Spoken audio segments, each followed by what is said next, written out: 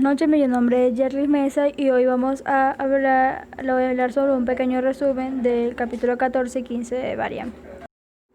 Bueno, empezaremos con el excedente del consumidor. Bueno, en este capítulo se aprende a partir del comportamiento del consumidor para poder hacer referencias acerca de la utilidad del consumidor. En el caso de un bien discreto y las funciones de utilidad cuasi lineales, como ya se vio en un tema y se dijo que el precio de la reserva de consumir una unidad de bien debe ser igual al incremento en la utilidad de dicha unidad adicional debe generar en concreto. Entonces sería Rn igual a Bn menos Bv, n menos 1, y que además si el consumidor está dispuesto a consumir en unidades, el precio P debe ser como máximo igual a Rn, o lo que es lo mismo, debe estar entre Rn más 1 mayor a P mayor a Rn.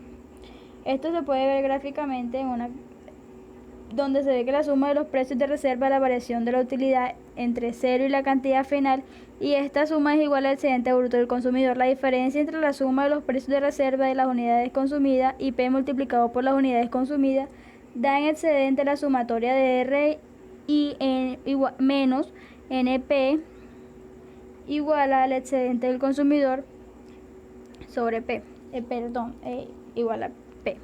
Conceptualmente, ¿qué significa esto? Pues se dijo que anteriormente el precio de reserva, que está en un punto, es el precio máximo que el consumidor está dispuesto a pagar por una unidad adicional del bien. La cantidad de dinero que el consumidor está dispuesto a pagar para consumir n unidades será el área bajo la curva entre O y N, o lo que es lo mismo la suma de los rectángulos.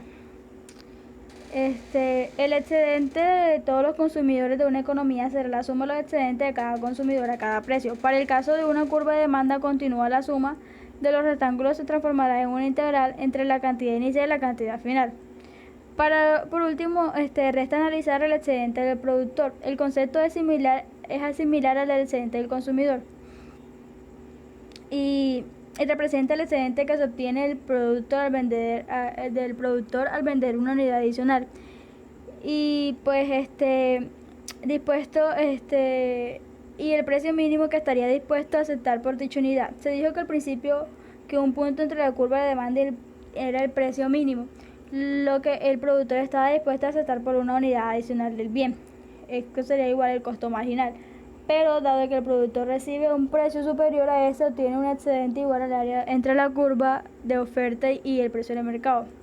La suma del excedente del consumidor y del productor se llama bienestar y se ilustra en este gráfico. El gráfico ilustra entre un precio y los excedentes del consumidor y del productor, que corresponde a dicho precio. A dicho precio, la suma del excedente del consumidor y el excedente del productor puede verse que no es máxima. ¿Pero por qué? Porque ese precio es superior al precio mínimo que está dispuesto a recibir el productor por una cantidad adicional del producto.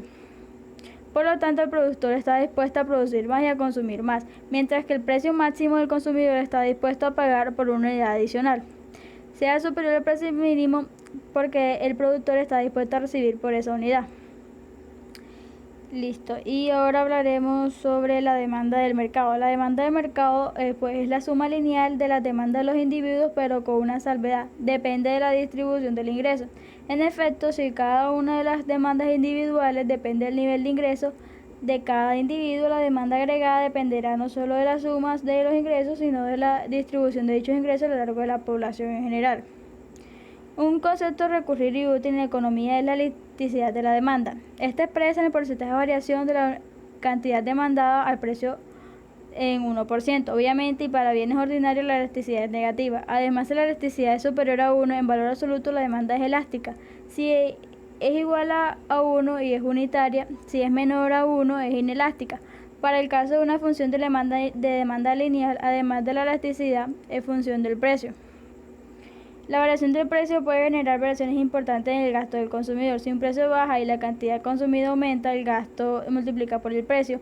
Puede caer o aumentar dependiendo de la elasticidad. Si la demanda es elástica, una caída en el precio va a generar un aumento en la cantidad consumida más que proporción, y en consecuencia el gasto aumenta.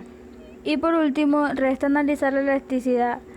Renta-ingreso. Esta mide la variación porcentual de la demanda de un bien con una variación porcentual unitaria del ingreso o de la renta. Los bienes de lujo son bienes con elasticidad de renta positiva mayor que 1. Los bienes inferiores tienen elasticidad negativa. En general, el promedio ponderado o de la elasticidad de ingresos de todos los bienes está cerca de 1. Esto quiere decir que una economía no puede haber solo bienes inferiores, debe haber también bienes superiores para el promedio de alrededor de 1. Listo.